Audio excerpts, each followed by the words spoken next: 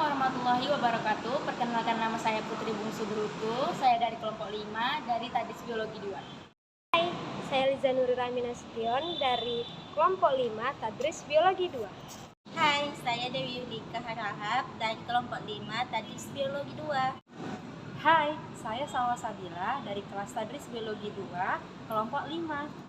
Adapun judul dari praktikum ini adalah pemanfaatan Acetobacter silinum pada pembuatan nata de coco, yang bertujuan mengetahui manfaat Acetobacter silinum dalam pembuatan nata de coco.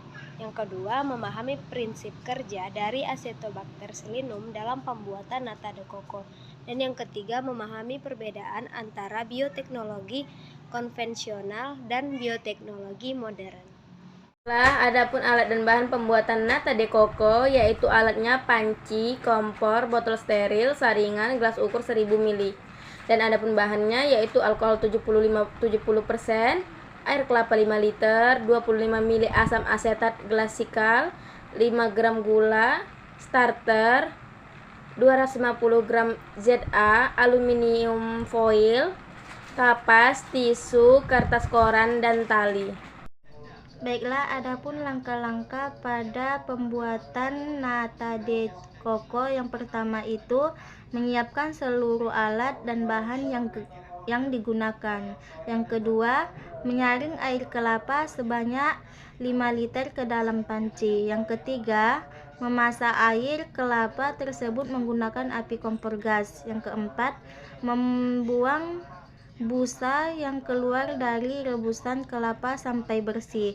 Yang kelima, memasukkan ZA dan gula sesaat sebelum air kelapa tersebut mendidih saat suhu rebusan air kelapa sekitar 90 derajat Celcius. Yang keenam, membiarkan larutan campuran air kelapa, ZA dan gula tersebut di atas kompor hingga mendidih dengan suhu 100 derajat Celcius dengan durasi waktu sekitar 5-10 menit. Yang ketujuh, menuangkan 750 ml air kelapa hasil rebusan tadi ke dalam wadah dan menutupnya dengan menggunakan kertas koran dan tali. Wadah, tali, dan koran telah disterilkan sebelumnya menggunakan alkohol 70%. Yang kedelapan, mendinginkan larutan air kelapa yang ditutupi tadi kurang lebih selama 2 starter. Yang ke-10, mengambil starter bakteri Acetobacter silinum sebanyak 30 ml. Yang ke-11, memasukkan starter tersebut ke dalam wadah yang telah didiamkan tadi. Yang ke-13, pada saat dipanen, rendam nata yang sudah terbentuk selama 3 hari untuk menghilangkan rasa masam. Yang terakhir yaitu potong nata sesuai selera dan rebus dengan menggunakan air gula. Nata siap untuk dikonsumsi. Assalamualaikum warahmatullahi wabarakatuh. Saya Salwa Sabila dari kelompok 5 akan memaparkan pemanfaatan Acetobacter silinum pada pembuatan nata de coco.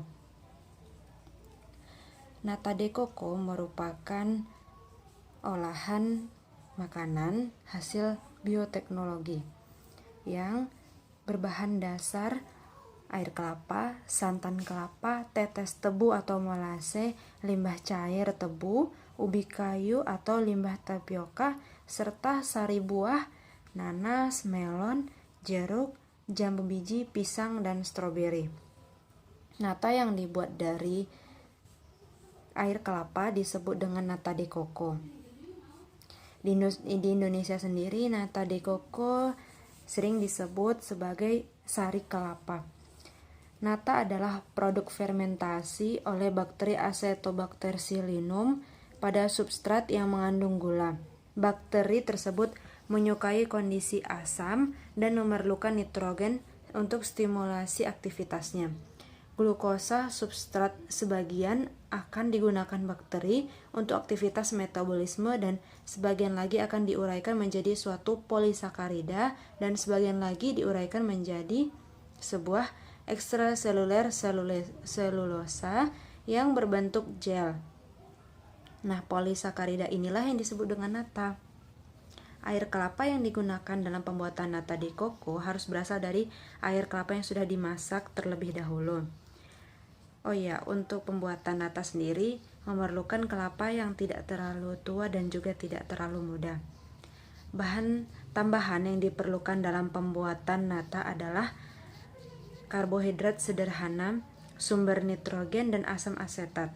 Pada umumnya, senyawa karbohidrat sederhana dapat digunakan sebagai suplemen pembuatan nata de coco. Di antaranya adalah senyawa maltosa, sukrosa, laktosa, fruktosa, dan manosa. Demikianlah pemaparan dari saya. Terima kasih. Bermanfaat ya teman-teman. Video kami selanjutnya ya. Bye. Assalamualaikum.